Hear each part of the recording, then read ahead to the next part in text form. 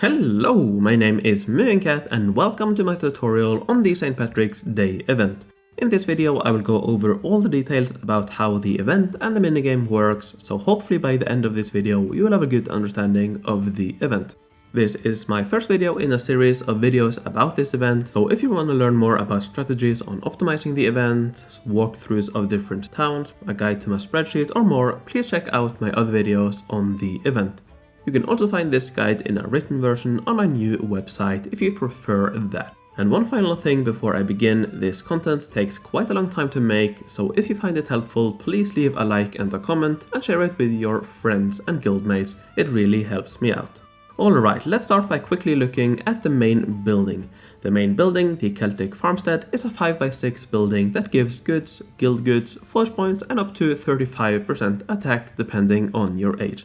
This makes it a very nice building and I would definitely recommend getting it for your city. You can get upgrade kits for this building from the milestone rewards, from grand prizes, and also by opening 6 boxes after a town. So in this video I will go through, among other things, these different ways of getting kits for the main building. The currency for this event is pots of gold, often referred to simply as pots. You get these from quests as usual, but you can also get a lot from incidents, so for this event in particular, you should definitely pick up incidents. You should also make sure that you are signed up for the newsletter before the event starts. This should also give a very nice amount of pots. Last year we got 500. In total you can get 11,200 pots for free, and likely between 1 and 2,000 from newsletter and incidents, so around 12 to 13,000 pots in total. You can use these pots for 3 things. You can use them for managers, for buildings in the event minigame. You can use them for time boosts. And you can use them to open boxes after each town. So with that in mind, let's go over the minigame itself. To quickly summarize, your goal or target in the minigame is to gather 8.4 quadrillion shamrocks. This will allow you to end a town and continue on to the next town, as well as get some rewards from the after town boxes. You produce and collect these shamrocks with your buildings, which need managers to operate and increase productivity. In addition to collecting shamrocks, you will also be completing tasks that give you rewards and progress towards the grand prizes. So let's go over all of these elements of the minigame. First of all, buildings. There are 3 types of buildings responsible for producing, transporting, and collecting shamrocks. The production buildings produce shamrocks and stockpile them on the eastern side of the river, and to collect these shamrocks they first need to be transported over to the western side of the river by the shipyard before they are collected by the festival building on the western side.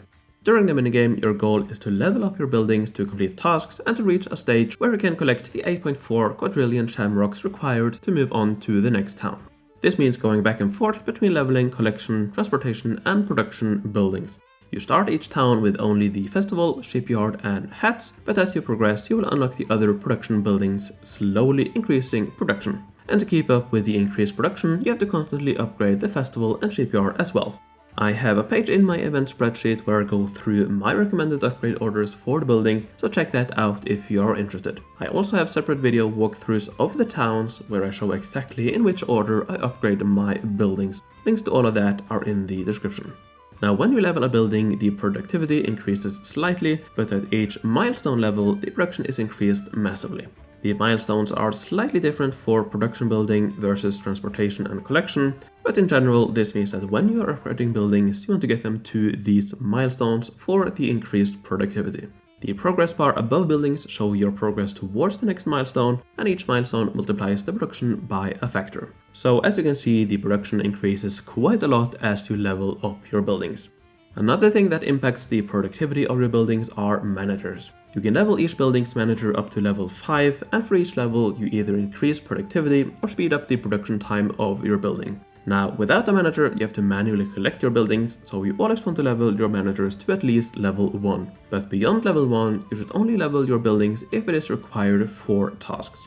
I will go into more detail about my recommendations in my next video on event strategies, but I recommend the following manager levels for the different towns. And this table brings up a concept I haven't mentioned yet, and that is the different towns. Now the mechanics for each town you complete are the same, but the tasks are different from town to town. There are 3 different sets of tasks, more of those in a bit, and these are referred to as Town 1, Town 2 and Town 3. After you complete your third town, you start over again at Town 1, so when you hear me say Town 1, 2 or 3, I'm not referring specifically to the first 3 towns, but the different sets of tasks you can get. So for town number 4, you will have Town 1 tasks again, for town number 5 you will have Town 2 tasks again, and so on. So these recommended manager levels take the different tasks into account. Alright, let's go over tasks. What are they? Tasks are small things you need to achieve in your town to gain progress towards the grand prizes and also to get some small rewards like forge points, resources, units and so on. You don't have to complete tasks in order to complete towns, but you want to complete them to get rewards and grand prizes. This event you get an upgrade kit for the main building every third grand prize, so you get one from grand prize number 1, 4, 7 and so on. Now each town has 38 tasks and there are a few different types of tasks, most of which are completed by simply playing through the town. First of all, you have tasks to hire or upgrade the manager for a given building to a given level. For these tasks, it doesn't matter when you upgrade the manager, so I recommend upgrading managers immediately when you unlock the buildings. And this is where planning is important, and this is what my recommended manager levels are based on. Next, you have tasks that require you to build or upgrade a building to a given level. Again, here it doesn't matter when you upgrade the building to the given level, so if you have already done it, the task will be auto-completed. Then you have tasks to transport, collect or produce a given number of shamrocks, sometimes in a specific building. Here you have to transport, collect or produce the shamrocks while the task is active. And if a specific building is mentioned, you need to do it in that building alone. Then finally, you have perhaps the most important tasks to plan around, the upgrade buildings X times tasks. Here you have to upgrade buildings the given number of times while the task is active. This means you need to plan ahead so that you time upgrading your buildings for when you have these tasks. And just to make it clear, any buildings count towards these. In the upgrade plans I mentioned earlier, you can see when I recommend completing these tasks, so if you get to that point but the task is not active yet, you need to wait until other tasks are completed before you continue, at least if you follow my recommendations. And one more thing about my recommendations, I do not recommend completing all tasks in every town. I recommend that you skip some or all of these tasks, depending on how quickly you want to get through towns. There are 2 reasons for this. First of all, some of these tasks are too expensive in my opinion, so you are better off saving the pots for more boxes after towns. Other tasks don't require any additional pots, but they are simply too slow, especially these ones. You can of course complete these if you're taking it slow, but if you want to complete a lot of towns, you need to skip these. And if you wonder why you should play a lot of towns, check out my video on event strategies where I go over the advantages of that. Now if you want a complete list of tasks, you can find these in my spreadsheet, or you can find them in my written version of this guide or on the fandom wiki. There is one final mechanic I haven't mentioned yet, and that is the time skip. This skips ahead in time, giving you your total production for that duration directly in your collected shamrocks. This might seem tempting, but I do not recommend using it. It costs a lot of pots of gold to do it. This 8-hour one, for example, is close to 10% of your total number of pots, so I would rather save those pots and use them for more rewards. Alright, let's finally talk about completing a town. Eventually, when you have collected 8.4 quadrillion shamrocks, you can complete the town and continue to the next one. Before continuing though, you get to this screen where you can open boxes. Each box will include one of these rewards, which kind of acts as the replacement for daily specials, which are not in this event. There are 6 different slots for rewards, each of them will contain one of the items in a pool of options.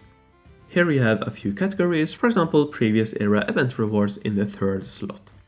Hello there, this is Movingcat in the edit. As I was editing this video, InnoGames released an update on the beta forums. You are now guaranteed to get 1 Druid Temple selection kit after each town, and you're also more likely to get the Celtic Forest selection kit. These are 2 massive changes. We don't know exactly how they will be implemented, so the table I showed isn't completely accurate anymore, but this is a big improvement if you want to get the Druid Temple.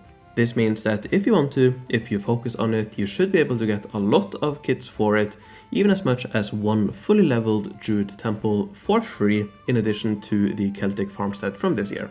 But if you want to learn more about that, I will go over it in detail in my strategies video, so check that out if you want to learn more. Now let's go back to this video. Now, you get 1 free box after a town. After that you need to spend pots of gold to unlock further boxes. This has an increasing cost for a total of 1.9 thousand pots for all 6 boxes. If you open all 6 boxes though, you also get a selection kit for the main building. So this is the second way to get upgrade kits for your main building. So when it comes to strategy, you have to decide where you want to get your kits from, either from completing a lot of tasks for the grand prizes, or by opening 6 boxes enough times. But I will go over that in much more detail in my strategy video. Anyways, when you have opened 6 out of 6 boxes, you will get a new set of 6 boxes to choose from, though this time they will cost roughly twice as much. So usually you will only open up to 6 boxes. When you are done opening boxes, you can continue to the next town where you start over again with a brand new town and a new set of tasks to complete. One small thing, if you want to open more boxes but you don't have the pots yet, you can close the screen and resume later on, but that means you can't continue onto the next town quite yet. And there we have it, that's my tutorial to the St. Patrick's Day event minigame. I hope you found this helpful, and don't forget to check out my other videos, written guides and event spreadsheet if you want to learn more about strategies and other helpful tips and tricks for this event. Before I end this video, I want to thank my Patreons for supporting me and my new website. I would like to thank Homestar, Force Prefect, Merrick B, Arkler, Hugo Count von Count, Jan Fredriksen, Jude the Generous, Filda, Rush, Susan Wise, Rocco, Henrik Derek Kleber and Mattia. Thank you all very much for your support. If you want to support me and my content, you will find a link in the description, but don't feel obliged to. Simply watching, liking, commenting and sharing my content is more than enough. So thank you very much for watching, make sure to check out my other content and good luck in the St. Patrick's Day event.